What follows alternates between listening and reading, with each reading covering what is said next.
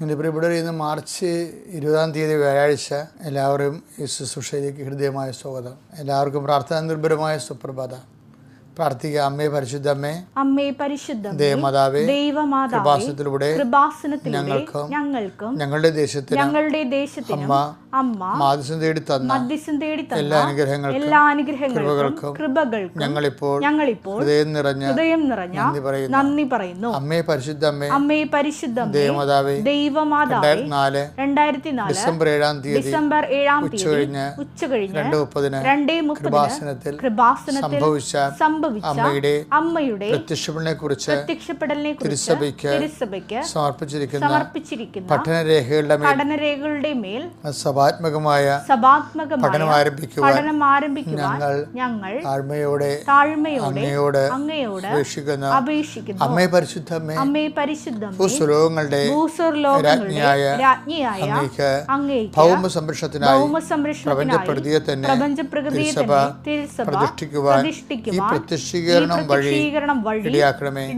പരിശുദ്ധമ്മേ, ജപമാല മാതാവേ, സകല കൃപാസനം പ്രാർത്ഥനയോടും ചേർത്ത് ഞങ്ങളിപ്പോൾ പ്രാർത്ഥിക്കുന്ന ഈ കുടുംബത്തിന്റെ പ്രത്യേക നിയോഗം പ്രാർത്ഥനാവശ്യം പറ മക്കളെ.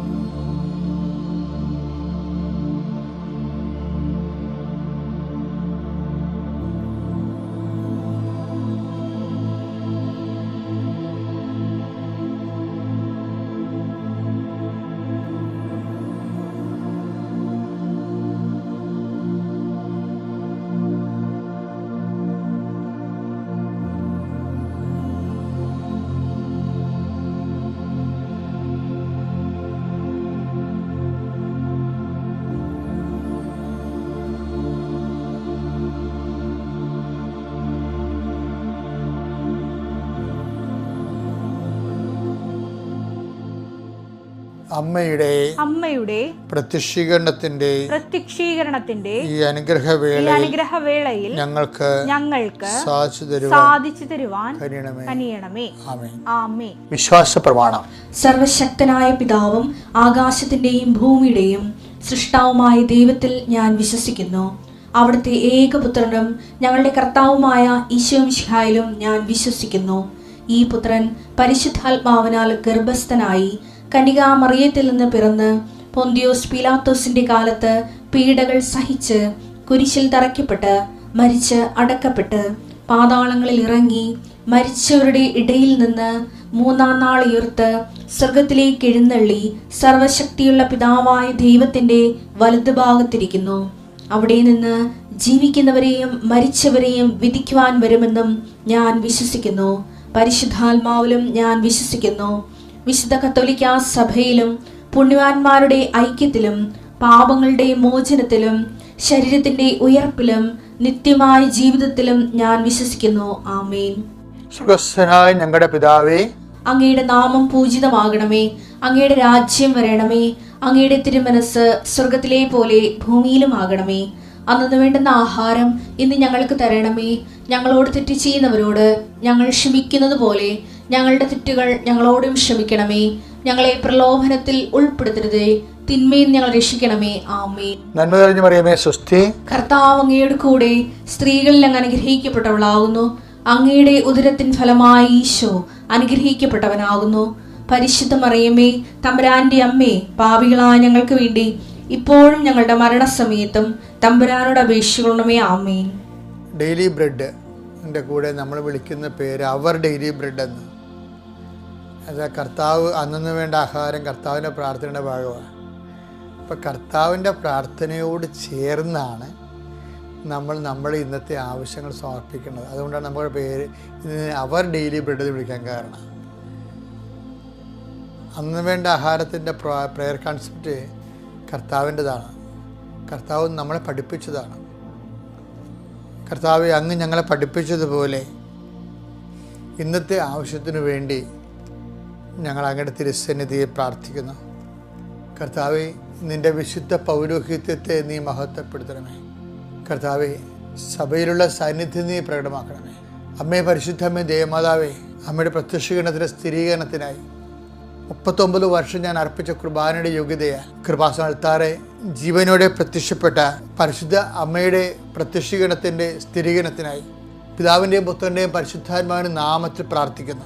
കർത്താവ്, നിൻ്റെ നാമത്തിൽ രോഗികൾ സൗഖ്യപ്പെടണമെന്ന് പ്രാർത്ഥിക്കുന്നു.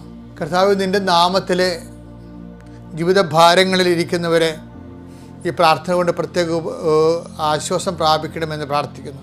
കർത്താവ്, സാധാരണ ആശുപത്രിയിൽ നിന്ന് ചികിത്സിച്ചിരുന്നവരെ ആ ചികിത്സയുടെ കുറവ് കാരണം വലിയ ആശുപത്രിയിലേക്ക് ട്രാൻസ്ഫർ ചെയ്യുമ്പോൾ തങ്ങൾക്ക് സംഭവിക്കുന്ന വിഷയത്തെക്കുറിച്ച് അപരാധികളും സാമ്പത്തികവും അല്ലെങ്കിൽ അപരിചിതമായ സ്ഥലത്തേക്ക് പറിച്ചു മാറ്റപ്പെടുമ്പോഴുണ്ടാകുന്ന വേദനയും, ആര് കൂടെ നിൽക്കും, ആര് സാമ്പത്തികമായി സഹായിക്കും, അങ്ങനെ ഓരോരോ കാര്യത്തെക്കുറിച്ച് ആന്തരികമായ വേവലാതി കൊള്ളുന്നവരെ കർത്താവെ അനുഗ്രഹിക്കണമേ എന്ന് പ്രാർത്ഥിക്കുന്നു.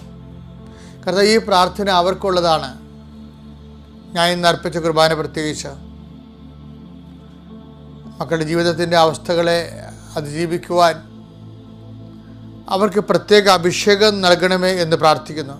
കർത്താവെ, ഗർഭിണികളായ മക്കളുണ്ട്, അമ്മമാർ, അവിടെ കുഞ്ഞുങ്ങളെക്കുറിച്ച് ടെർമിനേറ്റ് ചെയ്യണമെന്ന് പറഞ്ഞിരിക്കുന്ന അവസ്ഥയിൽ അവർക്കുണ്ടാകുന്ന ആത്മസംഘർഷങ്ങളെ ഒതുങ്ങുന്നതല്ല. ഓരോരോ രോഗത്തെക്കുറിച്ച് ഓരോരുത്തർക്ക് കൊടുത്തിരിക്കുന്ന കാഴ്ചപ്പാടുകൾ തങ്ങൾ രോഗം കൊണ്ട് ഇനി വലയാൻ പോവുകയാണെന്ന് ചിന്തിച്ച് വിഷമിക്കുന്നവരുടെ മേൽ, ഓപ്പറേഷന് പേര് നിശ്ചയിച്ചിരിക്കുന്നവരുടെ മേൽ, അവരുടെ ഭവനങ്ങളുടെ മേൽ കർത്താവിൻ്റെ കാരുണ്യം ചൊരിയണമേ എന്ന് പ്രാർത്ഥിക്കുന്നു. കർത്താവ്, നിൻ്റെ വിശുദ്ധ പൗരോഹിത്യത്തെ നീ മഹത്വപ്പെടുത്തണമേ എന്ന് പ്രാർത്ഥിക്കുന്നു. സഭയിലുള്ള സാന്നിധ്യം പ്രകടമാക്കണമേ എന്ന് പ്രാർത്ഥിക്കുന്നു. 39 വർഷം ഞാൻ അർപ്പിച്ച കുർബാനയും കൃപാസന അൾത്താരെ ജീവനോടെ പ്രത്യക്ഷപ്പെട്ട പരിശുദ്ധ അമ്മയുടെ പ്രത്യക്ഷീകരണത്തിൻ്റെ സ്ഥിരീകരണത്തിനായി അൾത്താരെ നടത്തിയിട്ടുള്ള 10,000-കണക്കിന് ആരാധന ശക്തിയാൽ ഞങ്ങളുടെ മക്കൾക്ക് വേണ്ടി പ്രാർത്ഥിക്കുന്നു. ജോലി ഇല്ലാത്തവർക്ക് വേണ്ടി പ്രാർത്ഥിക്കുന്നു. ജോലിക്ക് വേണ്ടി പരസ്യയ്ക്ക് വേണ്ടി പ്രാർത്ഥിക്കുന്നു. വിസ എക്സ്പയർ ആവർക്ക് വേണ്ടി പ്രാർത്ഥിക്കുന്നു. വീണ്ടും വിസ അടിച്ചു കിട്ടുന്നതിന് വേണ്ടി പ്രാർത്ഥിക്കുന്നവരുടെ കൂടെ ചേർന്ന് പ്രാർത്ഥിക്കുന്നു. കർത്താവെ കനിയണമേ, കർത്താവെ കനിയണമേ, ക്രിസ്തുവെ കനിയണമേ. കർത്താവെ, അങ്ങയുടെ പീഡാനുഭവത്തെ ഓർത്തും പഞ്ചക്ഷതങ്ങൾ ഓർത്തുകൊണ്ടും ഞങ്ങളുടെ പ്രാർത്ഥന അങ്ങയുടെ ദൃശ്യനെ സ്വീകാര്യമാകണമെന്ന് പ്രാർത്ഥിക്കുന്നു. മുടി കൊഴിയുന്നവരുണ്ട് കർത്താവെ, കണ്ണിന് കാഴ്ച മങ്ങുന്നവരുണ്ട് കർത്താവെ, കണ്ണിന് ഓപ്പറേഷൻ ചെയ്യുന്നവരുണ്ട് കർത്താവെ. അങ്ങനെ എല്ലാവരും അങ്ങ് കണ്ണുകളെ സ്പർശിക്കണമേ. മൂക്കിൽ ദശ വളരുന്നവർ, ആന്തരികമായ അഭാവങ്ങളിൽ ശിഷ്ടമുള്ളവർ, കർത്താവ് ഞരമ്പുകൾ ബ്ലോക്കുള്ളവർ എല്ലാവരെയും സമർപ്പിച്ച്, മുഴകളുള്ളവരെ സമർപ്പിച്ച് പ്രാർത്ഥിക്കുന്ന കർത്താവെ.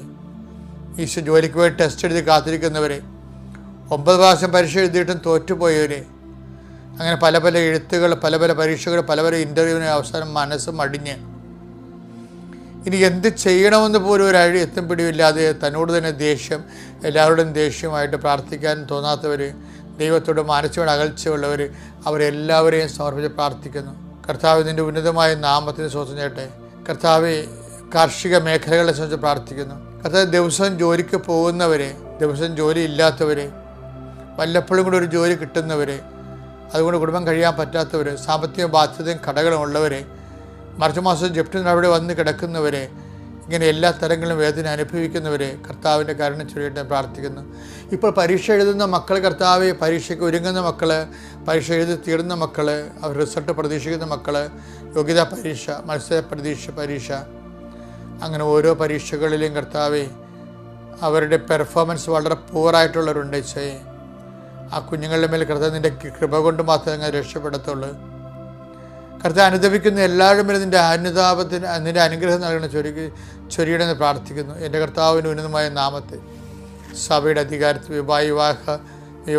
വിവാഹിതരെ, വിവാഹത്തിന് ഒരുങ്ങുന്നവർ, വിവാഹത്തിൽ ജീവിതത്തിൽ പൊട്ടലും ചീത്തലും ഉണ്ടായിട്ട് ഡൈവേഴ്സിന് ഒരുങ്ങുന്നവർ, ഡൈവേഴ്സ് ആയവർ തിരിച്ചൊന്നിച്ച് ജീവിക്കാൻ ആഗ്രഹിക്കുന്നവർ, ഇങ്ങനെ ലക്ഷോപലക്ഷം മനുഷ്യർ കർത്താവെ ഓരോരോ ജീവിത പ്രതിസന്ധികൾ വിഷമിച്ച് ജീവിക്കുന്ന കച്ചവടക്കാർ, തങ്ങൾക്കുള്ള കാർഷിക വിഭവങ്ങൾ വിറ്റുമാറ്റാൻ പറ്റാത്തവർ, കാർഷിക വിഭവങ്ങൾ കടന്നു പോയവർ, അതിൻ്റെ പേരിൽ തന്നെ പാട്ടത്തിനെടുത്ത് പൈസ വിലക്ക് പലിശ കൂടുന്നവർ, കർത്താവ് അങ്ങനെ പലിശ കൂടുന്നതനുസരിച്ചുകൊണ്ട് ഇത് വിറ്റുമാറ്റിയാലും കടക്കാരും നിലനിർത്താൻ പറ്റാത്ത രീതിയിൽ എന്ത് ചെയ്യുമെന്ന് അറിയാൻ പാടില്ലാതെ അടുത്ത വിളവെടുപ്പിന് വേണ്ടിയുള്ള സാമഗ്രികൾ സെറ്റ് ചെയ്യാൻ കഴിയാതെ വരുന്നവർ, മടുത്ത് തീർന്ന് തുലച്ച് എന്ത് ജീവിതമെന്ന് ഓർത്തുകൊണ്ട് ഭാരപ്പെടുന്നവർ, കർത്താവേ നീ അവരുടെ കരുണ തോന്നെ പ്രാർത്ഥിക്കുന്നു. ജോലിയില്ലാത്തവർ, എൻ്റെ കർത്താവ് വഴിയില്ലാത്തവർ, നടവഴി പോലും നഷ്ടപ്പെട്ടവർ, എൻ്റെ കർത്താവിൻ്റെ ഉന്നതമായ നാമത്തിൽ, സഭയുടെ അധികാരത്തിൽ, കുരിശിൻ്റെ അടയാളത്തിൽ, ദൈവത്തിൻ്റെ ശക്തി, സമാധാനമില്ലാത്ത കുടുംബങ്ങൾ, മദ്യലഹരിയിലും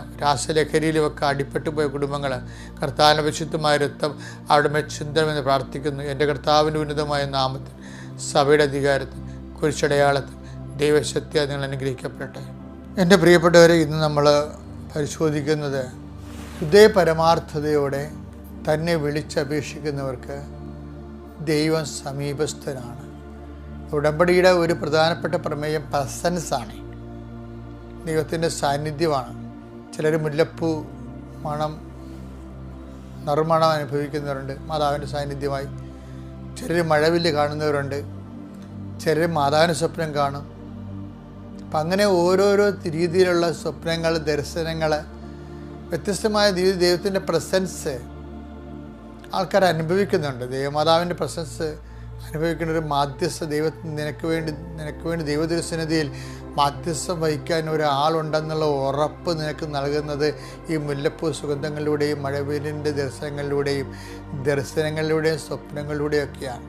അത്തരം പ്രസൻസിന് ഉപയോഗപ്രദമായ ഒരു വചനമാണ് അങ്ങനെയുള്ളവർ ശ്രദ്ധിക്കേണ്ട വചനമാണ്. അല്ലാതെ അത് ലഭിക്കാൻ ആഗ്രഹിക്കുന്നവർ ശ്രദ്ധിക്കേണ്ട വചനമാണ്. സങ്കീർത്തനം 145:18. തന്നെ വിളിച്ചപേക്ഷിക്കുന്നവർക്ക് ഹൃദയ പരമാർത്ഥതയോടെ വിളിച്ചപേക്ഷിക്കുന്നവർക്ക് കർത്താവ് സമീപസ്ഥനാണ്. I will come with you wherever you go. നമ്മളെപ്പോഴും പറയണതല്ലേ, നിങ്ങൾ എവിടെ പോയാലും ഞാൻ നിങ്ങളുടെ കൂടെ അവിടെ ഉണ്ടാകുമെന്ന്. അപ്പോൾ ദൈവത്തിന് വാക്ക് പാലിക്കും. പക്ഷെ നമുക്ക് അനുഭവവേദ്യമാകുക എന്നുള്ളത് ഇറ്റ്സ് അനദർ തിങ്. ദൈവം നമ്മളുടെ കൂടെ ഉണ്ട്. ഇപ്പം കർത്താവിനെ എന്താ പറഞ്ഞത്? ലോകത്തിൻ്റെ അവസാനം വരെ ഞാൻ നിങ്ങളുടെ കൂടെ ഉണ്ടായിരിക്കും. അപ്പോൾ ദൈവം എന്ന് പറയുമ്പോൾ അതിന് പൊള്ള വാക്കുകളോ പൊട്ട വാക്കുകളോ ഒന്നും പറയത്തില്ല, പൊയ് വാക്കുകളൊന്നും പറയത്തില്ല. അതുകൊണ്ടാണ് നമ്മൾ സത്യവേദ പുസ്തകം എന്ന് വിളിക്കുന്നത്. കർത്താവിൻ്റെ വചനം സത്യമാണ്. അപ്പോൾ അതുകൊണ്ട് തന്നെ, പക്ഷേ കർത്താവിൻ്റെ 2 വാഗ്ദാനങ്ങൾ എന്താണ്? കാലത്തിൻ്റെ അവസാനം വരെ. വായിച്ചേ, മത്തായി 28:20.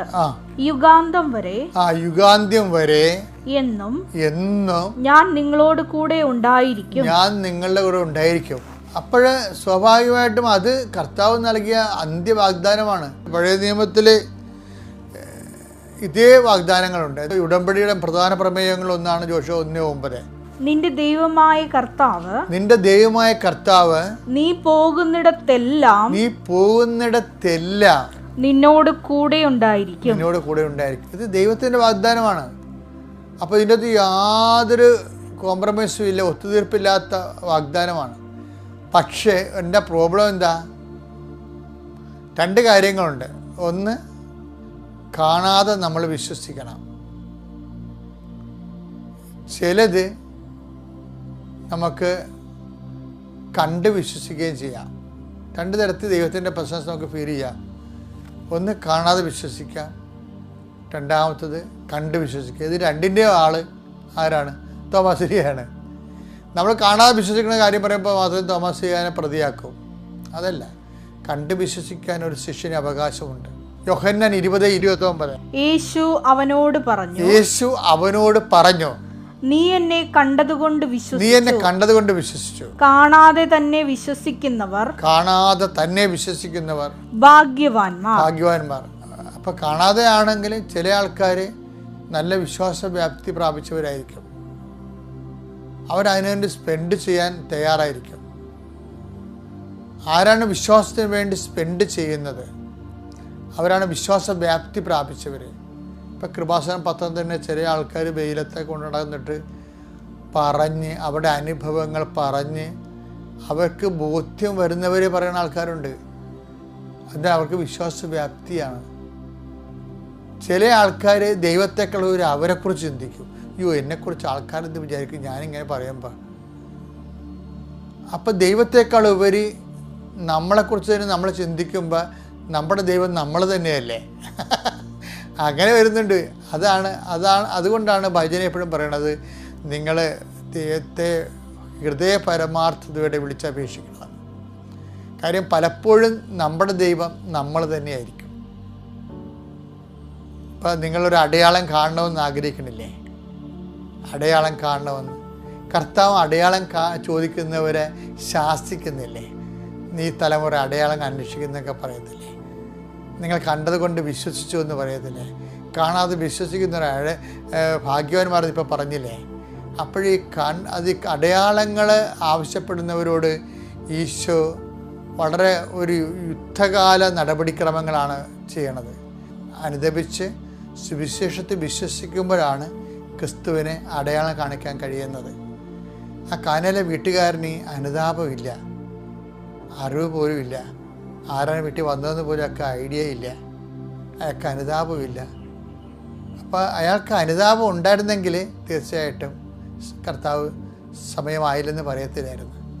അപ്പോൾ സമയമാക്കേണ്ടത് എന്താണ്? അനുതാപമാണ്. നമ്മളെല്ലാവരുടെയും ജീവിതത്തിൽ ദൈവത്തിൻ്റെ ഇടപെടലിൻ്റെ ദൈവരാജ്യത്തിൻ്റെ സമയം സമാധാനമാക്കുന്നത് എന്താണ്? അനുതാപമാണ്. അതുകൊണ്ട് തന്നെ നോൻപ് കാലത്തെ അനുദപിക്കുക, സുവിശേഷിച്ച് വിശ്വസിക്കുക, ദൈവരാജ്യം പ്രാപിക്കുന്ന